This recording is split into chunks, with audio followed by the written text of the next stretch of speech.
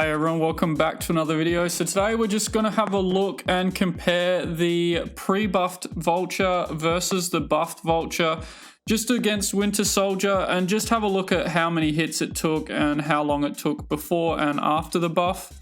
I've definitely been enjoying using Vulture. His is a lot of fun.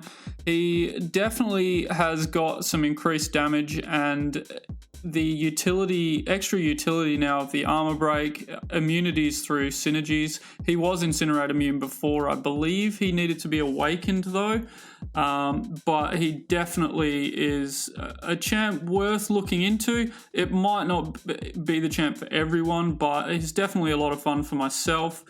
As you can see, the pre-buff version is actually in front at the moment, so there's not too much of a change right now, but it's when you start getting the armor breaks up and the damage, the extra damage up on the SP2 debuff is when you start to notice the difference.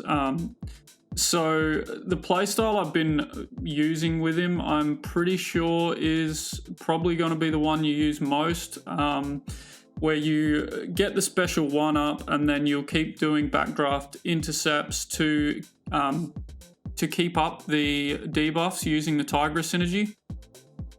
And then once you get kind of just above 1 bar to kind of 1.5 bars of power, if you've got the decoy buff, you can just go straight into chaining heavies, and you want to get as many armor breaks as you can up until you get them close to a bar of power, and then you want to throw off that special 2 after the first hit of the heavy. So it's actually not too bad. It's not a bad playstyle, and with the extra miss mechanic, the decoy buff, you're not always going to get hit. So it's not as risky as say Black Panther buff, where chances are when you're intercepting you may get hit, whereas you've got the safety net of the decoy buff.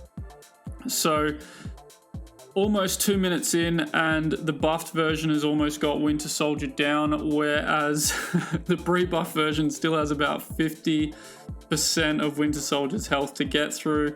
So it's just over 2 minutes for the buffed version. Obviously that can be made a lot faster with suicide masteries and stuff, but 128 hits and just over 2 minutes is decent for a power control champ with some immunities through synergies as well. Is just great. So almost 2.5 minutes in and the pre-buff version is still beating up Winter Soldier, and he's got a fair bit of time to go. So it's definitely clear that those armor breaks and the extra increased damage that they gave him is definitely making a difference.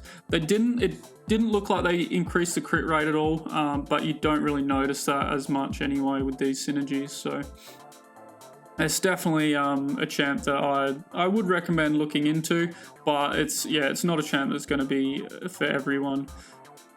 So you can see with no armor breaks is not hitting that hard. It's not the worst though. 14k on that last hit of the special 2, and he's down in 3 minutes and 7 seconds, and I believe it was 189 hits as well. So it's not the best, but it's definitely an increase. That the extra 60 hits they've taken off over a minute of time is definitely going to make him a lot more useful for more content.